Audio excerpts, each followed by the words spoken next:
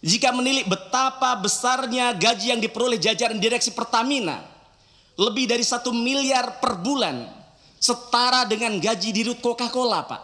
Bahkan kami cek setara dengan gaji CEO Google, yang merupakan perusahaan global dengan valuasi dan market yang memang mendunia. Bahkan itu kalau ditambah dengan tantiem, dividen, kemudian kompensasi finansial lainnya, maka THP yang diberikan kepada direksi Pertamina 4 miliar per bulan. Jauh lebih besar daripada gaji Presiden Republik Indonesia, bahkan jauh lebih besar dari gaji Presiden Amerika Serikat Donald Trump, Pak. Ini amat sangat terlalu luar biasa. Maka seharusnya dengan angka sefantastis itu, direksi wajib bisa memberikan pelayanan terbaik, wajib bisa menghadirkan BBM berkualitas, wajib bisa memberikan BBM yang terjangkau untuk semua lapisan masyarakat, bahkan bisa membuat profit yang impactful bagi negara harusnya. Tapi nyatanya apa? Malah merugikan negara dan melukai rakyat kita hari ini. Bahkan kalau kita lihat di laporan keuangan anak usaha Pertamina, yaitu Pertamina Patraniaga, kompensasi bagi manajemen kunci termasuk direksi dan komisaris mencapai 19,1 juta US dollar atau setara dengan 312 miliar. Bayangkan, duit sebanyak itu kalau dipakai untuk MBG misalnya, bisa memberikan makan kepada 31 juta anak kita, Pak. Atau kalau itu diberikan kepada para guru P3K, para CPNS kita yang diprank oleh negara hari ini, maka itu bisa mensejahterakan mereka sampai nunggu mereka menjadi PNS, Pak. Bukan bermaksud bagaimana, hanya mereminder, Pak. With great power comes great responsibility. Maka evaluasi manajemen beserta remunerasinya di BUMN ini sangat-sangat urgent untuk segera dilakukan. Kemudian yang keempat, Pak Dirut, karena itu saya mengusulkan kepada pimpinan DPR RI, kepada pimpinan Komisi 6 untuk bagaimana segera dibentuk panja BBM Pertamina. Karena jangan berhenti pada pion-pion yang sudah terjerumus ini, Pak. Jangan kemudian ini keluar dari mulut singa masuk ke kandang macan, Pak.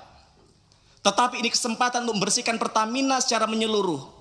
Maka nanti kasihan juga kepada Danantara ketika mereka harus memikul beban berat karena ternyata Pertamina sebagai BUMN terbesar ternyata boncos dan gembos, Pak. Maka melalui pansus BBM ini kita bisa panggil mantan direksi Pertamina Pak Ahok, yang beliau juga mengkonfirmasi bahwa kalau diundang di tempat ini beliau akan hadir.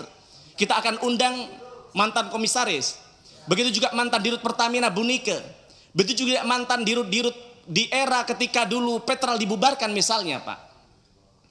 Kita juga bisa memanggil produsen booster ron BBM. Jangan-jangan memang Pertamax adalah Pertalite yang diberikan booster. Maka di kesempatan ini juga saya membantah pernyataan PLT Dirut Pertamina Patraniaga ketika rapat dengan Komisi 12. Beliau menyatakan bahwa tidak ada aditif yang bisa menambah RON. Kenyataannya, Pak PLT, kenyataannya ketika Bapak buka Google, ketika Bapak buka e-commerce, banyak sekali perusahaan yang kredibel, yang menjual aditif, yang menjual booster, yang bahkan menjanjikan bisa menaikkan 5 poin. Misalnya dari RON 90 ke 95 yang jauh lebih besar dari Pertamax begitu. Maka saya sangat yakin masih banyak mafia, koruptor, penjahat lain yang masih bercokol di Pertamina ini. Mereka tinggal menunggu giliran saja untuk duduk pada posisi strategis. Yang artinya Pertamina tidak akan pernah sehat karena di dalam tubuhnya masih tersebar virus-virus yang dorman, sedang tidur dan menunggu time yang tepat untuk bangun, atau bahkan mereka bangun cuman belum ketahuan, Pak. Maka kami usulkan panja BBM Pertamina untuk segera dilakukan untuk mengusut dari hulu ke hilir, Pak. Untuk melihat siapa saja yang terlibat dalam proses pengoplosan ini, Pak. Maka Bapak harus belajar dari Presiden Georgia. Bagaimana Georgia, Pak? Saat itu adalah negara dengan polisi lalu lintas terkorup di dunia. Bagaimana kemudian dengan keberaniannya pemimpin Georgia mengambil satu sikap dalam semalam mereka memecat hampir seluruh polisi lalu lintasnya yang korup. Dunia kaget. Bahkan rakyatnya sendiri takut, Pak. Takut apa? Takut kemudian ada instabilitas keamanan karena tidak ada polisi lalu lintas lagi. Tapi jangan tahu hari ini Georgia menjadi salah satu negara yang sukses dalam memberantas korupsi. Yang ini harus Bapak lakukan, Pak. Mohon maaf, mohon izin tanpa mengurangi rasa hormat saya kepada Bapak. Di samping Bapak, Pak Alfian, beliau mantan dirut Pertamina Patraniaga. Bapak percaya beliau tidak terlibat? Saya juga tidak percaya. Tapi kalau kita belajar di negara Jepang, terlibat tidak terlibat, harusnya Pak Alfian mengundurkan diri dari direksi Pertamina. Untuk membuktikan dulu Bapak benar-benar tidak terlibat, baru kemudian kalau mau masuk lagi silahkan. Kemudian Pak, untuk menyelamatkan nama besar dan bertahap mengembalikan kepercayaan publik, setidaknya saya mengusulkan dua hal Pak. Yang pertama Pak Dirut, saya mengapresiasi Anda ketika konferensi pers menyatakan permintaan maaf atas kejadian pertama oplosan. Tapi saya kira itu tidak cukup Pak. Belum menunjukkan ketulusan hati Pertamina. Ini masih sekedar lip service semata Pak. Jika memang Pertamina benar-benar minta maaf, maka harus melakukan taubatan nasuha.